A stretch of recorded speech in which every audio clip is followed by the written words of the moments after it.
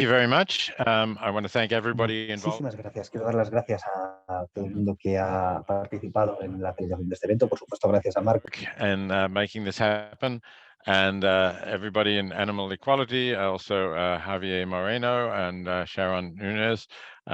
Thank you for your contribution, and both for what you're doing for animals, of course, which is ultimately what is important. But also, I like the fact that through this book, people will remember Henry Spira and will learn about the lessons from the work that he has done. And I'm sure that would have been important to him. So I'm going to show some slides so that you can have a little bit of a look at what Henry was like, and talk about some of these things. So I think you can see my slides now. So we are wanting to learn from Henry, and let's start by having a look at just a minute. Never quite. Okay. So this is Henry Spira in his mature years. You can see, obviously, from the picture here that he is already working for animals, and this particular cow or calf is showing some affection for him. But Henry was not always like that, and I think it's important to say a little bit about Henry's background, where he came from to be in this movement. Henry was born in Belgium in 1927 to a Jewish family in Belgium. So as the clouds darkened in Europe in the 1930s, the family anticipated trouble coming, and with the outbreak of war, they decided to try to leave. And the place where they went to, interestingly enough, they were not able to go perhaps to some of the other places they might have wished to go to. At first, they went to Panama. And so Henry actually grew up in a Spanish-speaking country for a few years. I think they were in Panama for something like 1939 to 1942, when they were able to go to the United States. But Henry was at an impressionable age then, as a early teenager, 12 initially when he arrived, and then as a teenager. So he learned to speak Spanish, and he was particularly impressed by the poverty in Panama and by the inequality in Panama, by the fact that there were some people who were very wealthy, and that there were people who were very poor. He told me that when he was a child, he was invited by their landlord to go with the rent collector, collecting rents from the poor districts around. And he saw the way in which people lived, and he saw that essentially, if they were threatened with violence if they didn't pay their rents on time. So he had this strong sense of being on the side of the underprivileged, and of the poorer people rather than on the side of the wealthy, which was certainly not something he got from his father, who went to the United States and was in the diamond business and succeeded in becoming, anyway, very comfortable, if not particularly wealthy. And his father didn't really appreciate Henry's left-wing ideas, but it was something that stayed with Henry all of his life. He was on the side of the underprivileged and the oppressed, not on the side of the oppressors. So one of the things that he did, actually, because of these differences with his father, he left home at quite an early age, and he went to work in the merchant marine. This picture here shows Henry in the boiler room of one of the merchant ships that he was working on. Why did he join the merchant marine? Well, he said both it was a way to see the world, but also he was interested in trade union activity. Because of his being on the side of the workers, he wanted to see, to be a worker and to help workers to organize. So the union activity in the merchant marine was something that attracted him to it.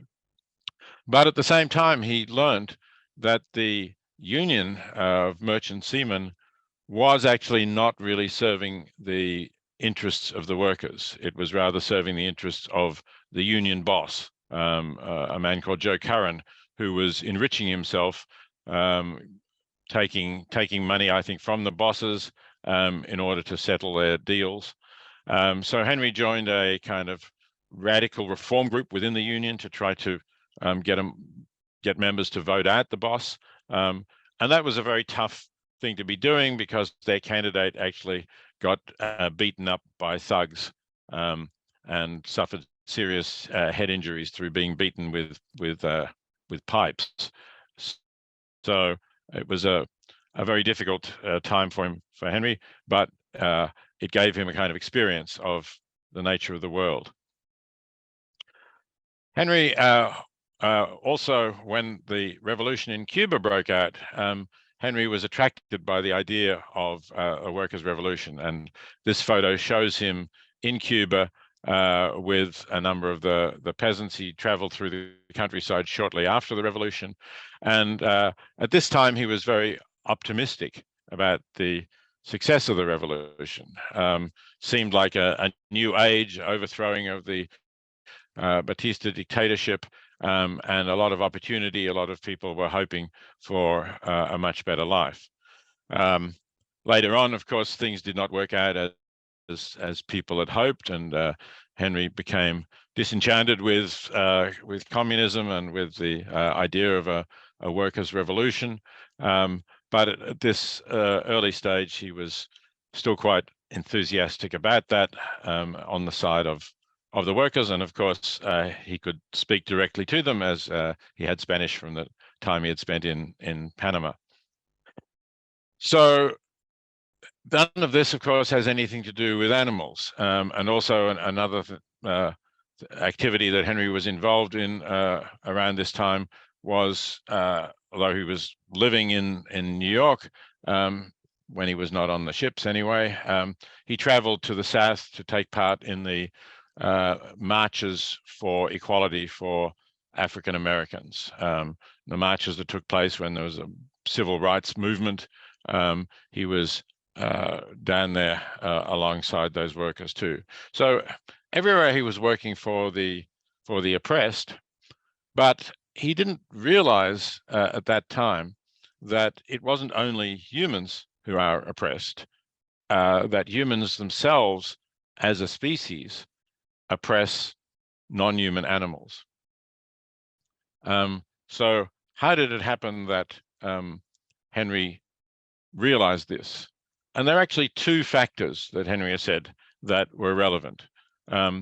One factor was that a friend of his who was going away had a cat, and the friend was going away, and he said, "Henry, I need you to look after my cat." So basically, as Henry said, this friend just dumped the cat on him. Henry had never had a cat or any other companion animal. Now suddenly he had a cat to look after. But rather than resenting this, or maybe he resented it at first, the cat actually charmed Henry. And he had a sense that he was living with another being with its wants and needs and its emotions and its capacity for affection that he had never really realized before. So that was one important factor in getting Henry to think about animals. The other factor was philosophy, strangely enough.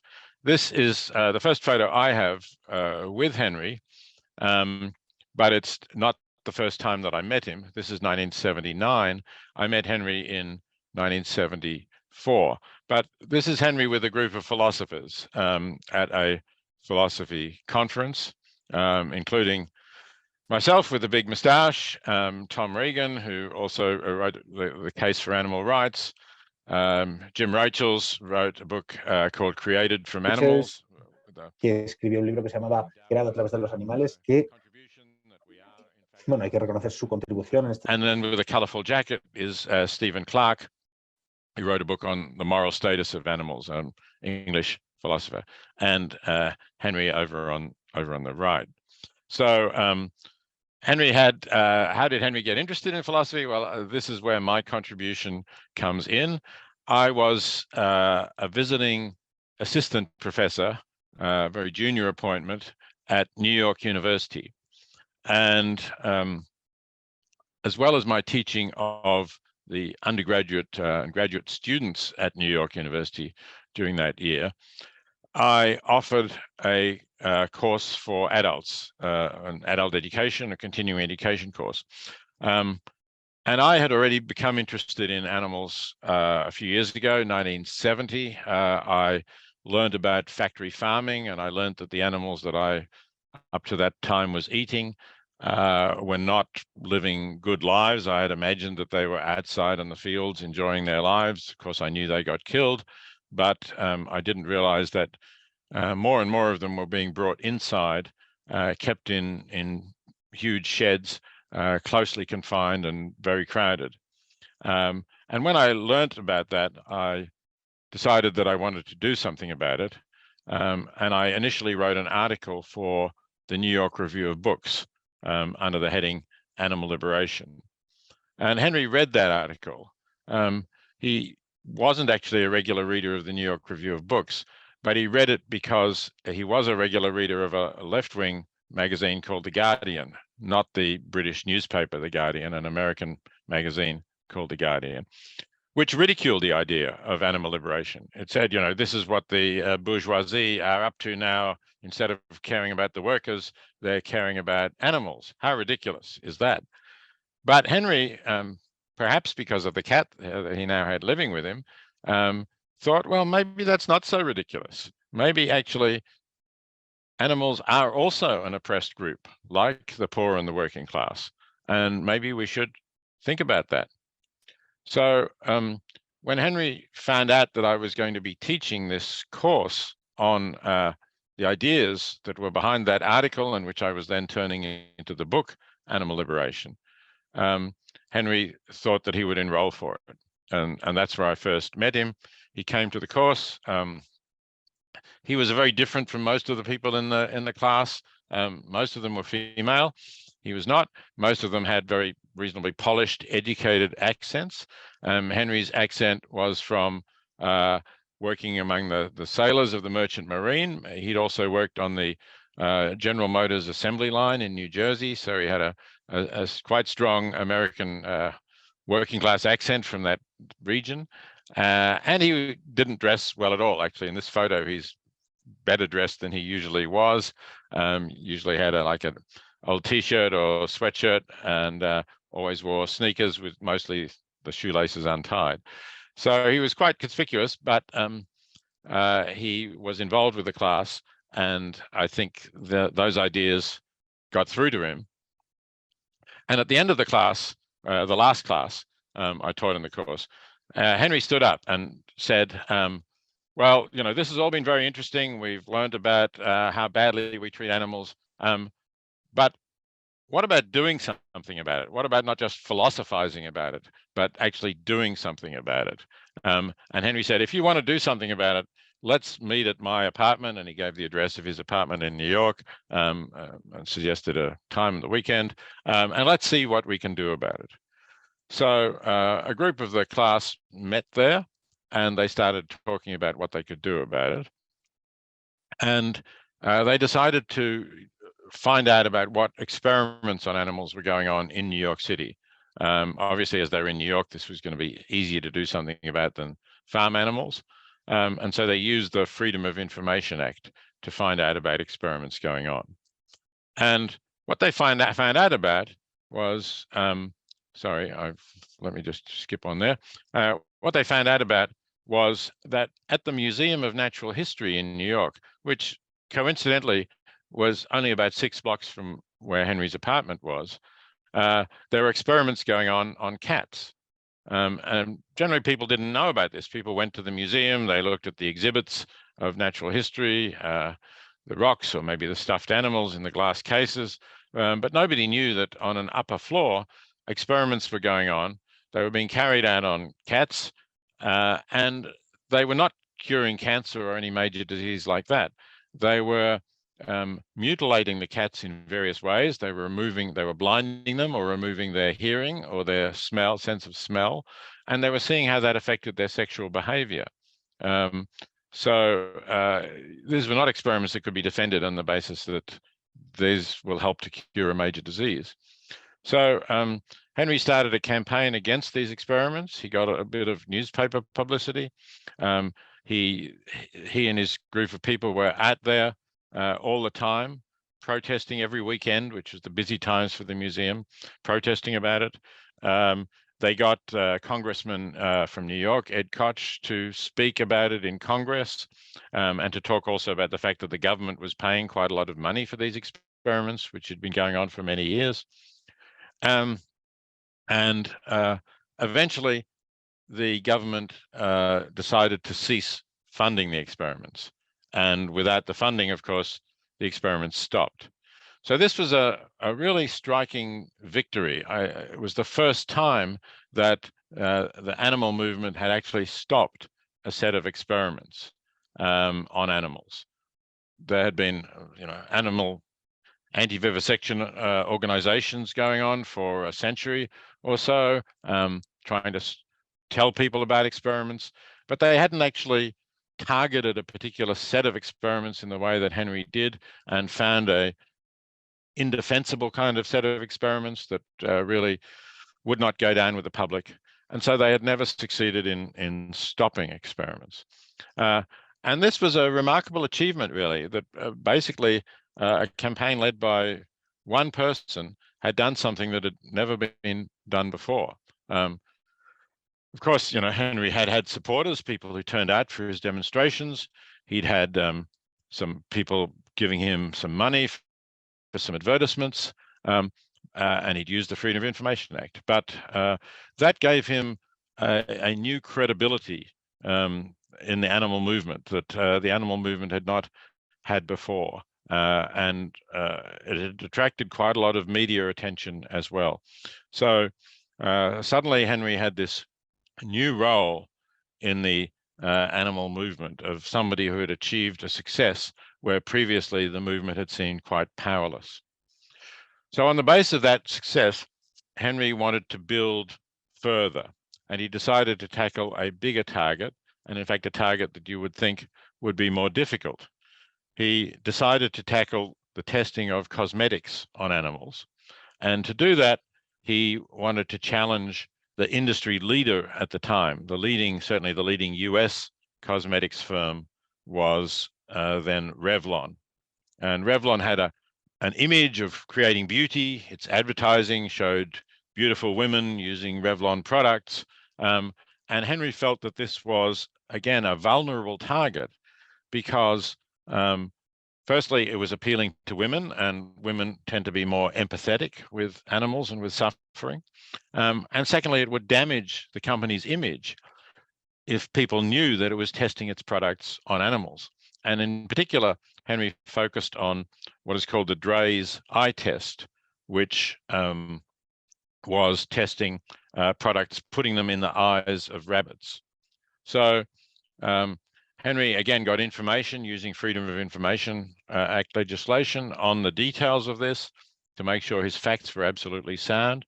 And then he got an advertising executive who was sympathetic to draw up an ad about this, a full-page ad for the New York Times. And he had a couple of wealthy supporters who were prepared to put up the money to pay for a full-page ad in the New York Times.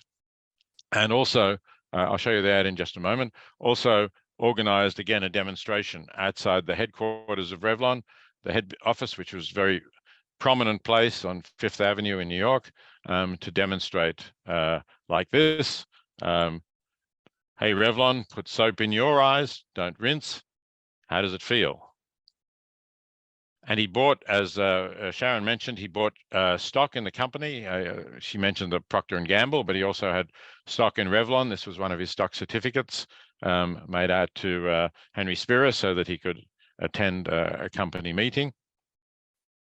And he drew up plans. This is him with an advisor, Leonard Rack, looking at possibilities of finding alternative ways of testing the cosmetics on animals, because Henry wanted a winnable target. Henry knew that if he said, you've just got to stop testing on animals, Revlon would simply say, but the US federal government requires us to test on animals before we can put a product to market.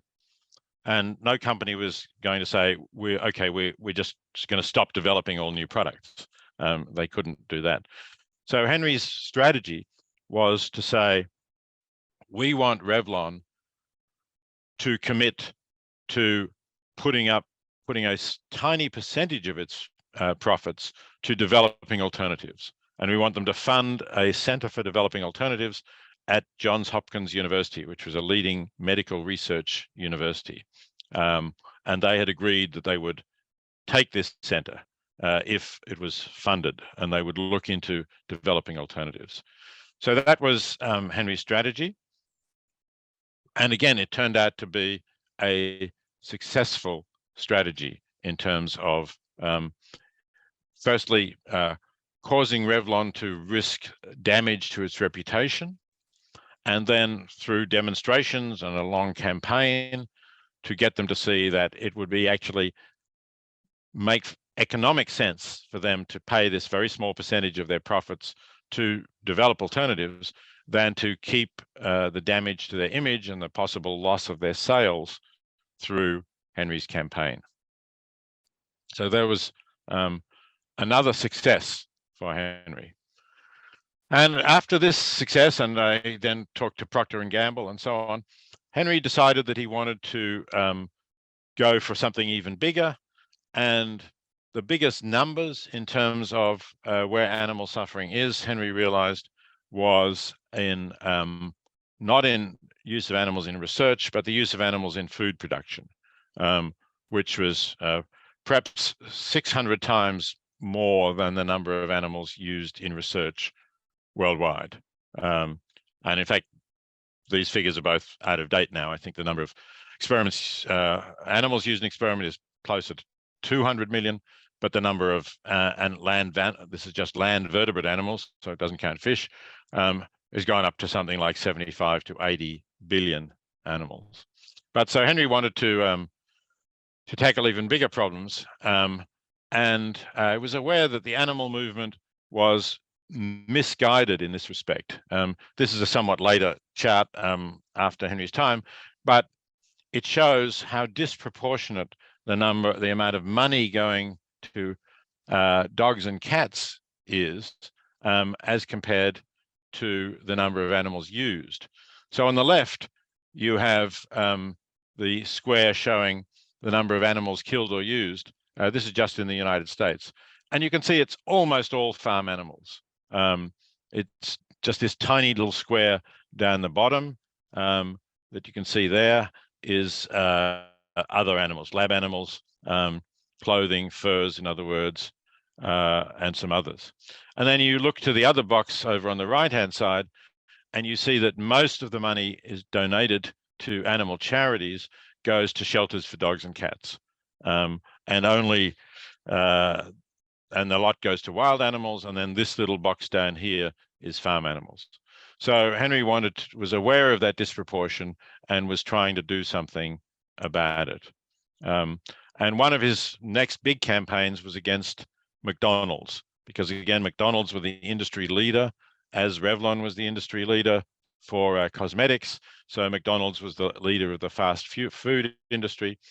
And Henry thought that if he could get McDonald's to change its practices, that would move things along much more than anything else. He said, even if you get McDonald's to move an inch, that's better than setting up one completely vegan restaurant, which will, serve meals for a few hundred people, maybe a couple of thousand people, but won't have as big an impact.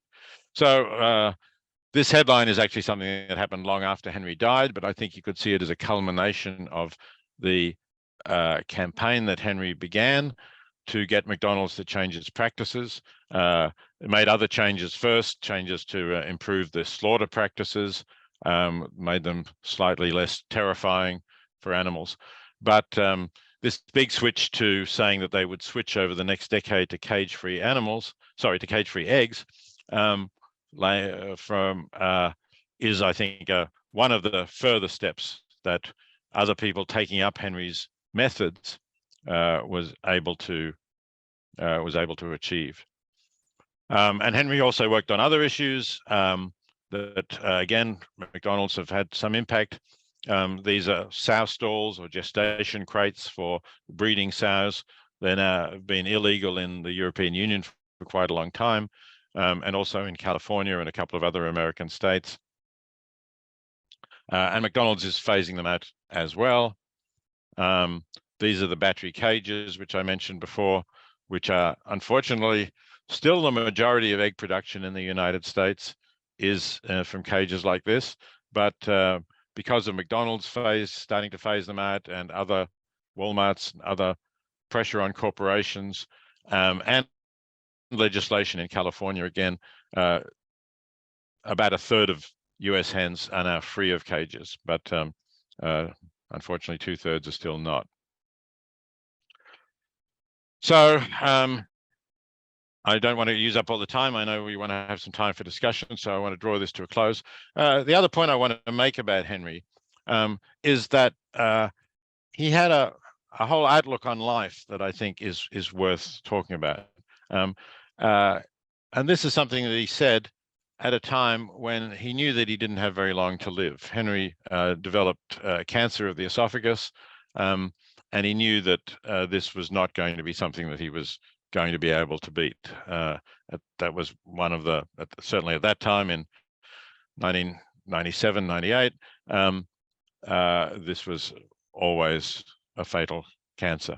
But I went to see him then, and at the time that he was dying, I was living in Australia, but I flew over to spend some time with him. And we recorded a video which has been made into a film. You can find the video, about half an hour's video, online if you Google Henry One Man's Way. That was the title of the video. And he said this, I asked him how he felt about knowing that he was dying. And this is a direct quote from Henry. He said, "I guess basically one wants to feel that one's life has amounted to more than just consuming products and generating garbage. One likes to look back and think that one's done the best one can to make this a better place for others. It's not a sense of duty, but rather this is what I want to do. I feel best when I'm doing it well." And I think that was Henry's view on life, that he had a satisfying life. He was dying somewhat prematurely. He was 71 when he died. He was certainly younger than I am now. Could have done more, but he wasn't depressed about it because he felt he'd lived his life well. The other thing I want to show you about this photo, by the way, of Henry is I think we have to give credit to Nina the cat, who you can see sitting there on the desk by the telephone as Henry is talking on the phone in the photo. And to conclude this little PowerPoint presentation, this is the last photo of me with Henry in 1998. You can see he's looking thin and weak at that time. We're going for a walk in Central Park. I remember he was walking slowly, but he was still able to walk and enjoy the park. Henry was a great man, but he wanted his lessons to be learned. And that's why I was writing the book, Ethics into Action, once I learned that he was dying. And fortunately, he did actually just see the book in print in English shortly before he died. But he was really keen for these lessons to be learnt and used, of how to run campaigns. And I haven't been able to give you more than a very superficial impression of it. But I hope you'll get the book and you'll get how Henry's strategy worked in a lot more detail. And you'll be able to use it, and not, I'm sure many of you are concerned with animals and concerned, but it's not only usable by people working for animals, it's usable by people particularly who are tackling corporations about environmental issues, for example, as well. So people have been using his tactics in the United States, in France. There's a French edition of the book from the organization L214, and now I hope in not only Spain, but the entire Spanish-speaking world. So thank you very much.